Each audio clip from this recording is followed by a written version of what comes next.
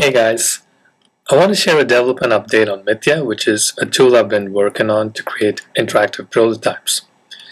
Now, we all use prototyping tools where we can quickly import our assets, just add a screen transition, and immediately have a working prototype.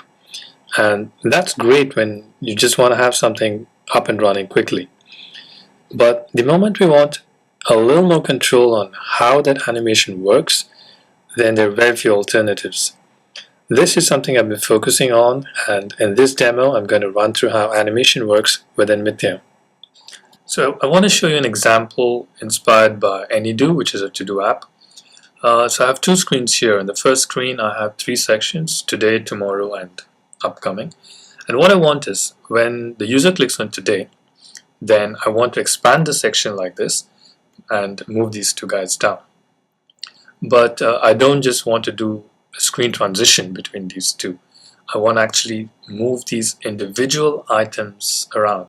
So first, let me set that up by going to today, because that's the interaction point. And I click on interaction for tap and plug it into this screen. And now when I click on the animation icon, Mitya opens up an animation timeline tool. Now we haven't started animating yet, but you'll see that there are already a couple of transitions over here. What's happening is, let me just go back to the layout screen. You'll see that what Mitya is doing is it looks at the two screens and sees what differences it finds between those two screens and animates those automatically. So if you look at today, it's in the same place, so it leaves that alone. But tomorrow and upcoming have moved down. So it just puts in a default ease out for you. And these two line items, well, they're only here, they're not here. So it doesn't know what to do, so it just leaves those two alone also. So if you go back in, that's what we have. We have tomorrow and upcoming, which are animating. I'll just play that. In fact, let me just hide this so we can see it better. Play that. So there's a default ease out. You can of course change that. So maybe we'll try and ease in. Cubic, quad.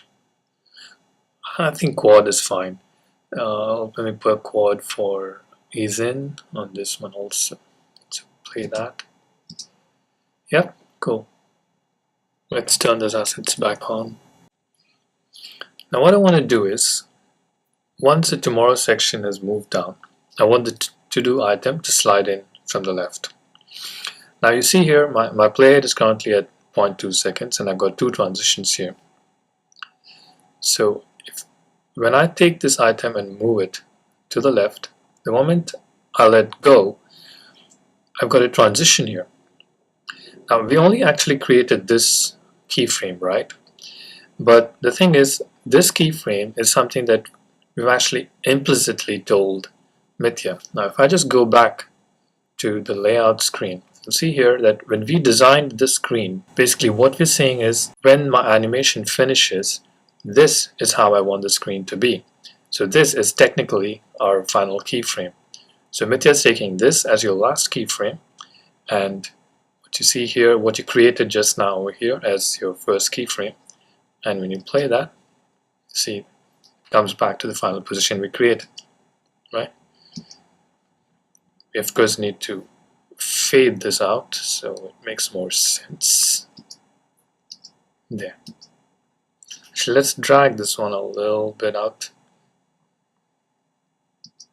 There, that is much better. So we've created this animation over here, and I want the same animation to come up on this asset also. What I'm going to do is, instead of recreating that, I'm just going to create a light offset from this, choose this asset, and I hit Command-Shift-C, which is going to copy all the properties of this asset, and click on this one and hit Command-Shift-V, which will paste all the animations. So now if I play that, you will see we have the same animation on both. So that's a quick overview of how animation works in Mitya. Now Mitya will output the prototype to HTML5, so you can preview it on any device. You can also see it in your browser. So if I hit the preview key, you'll see we have we have it playing right inside Mitya. So that's it for the demo.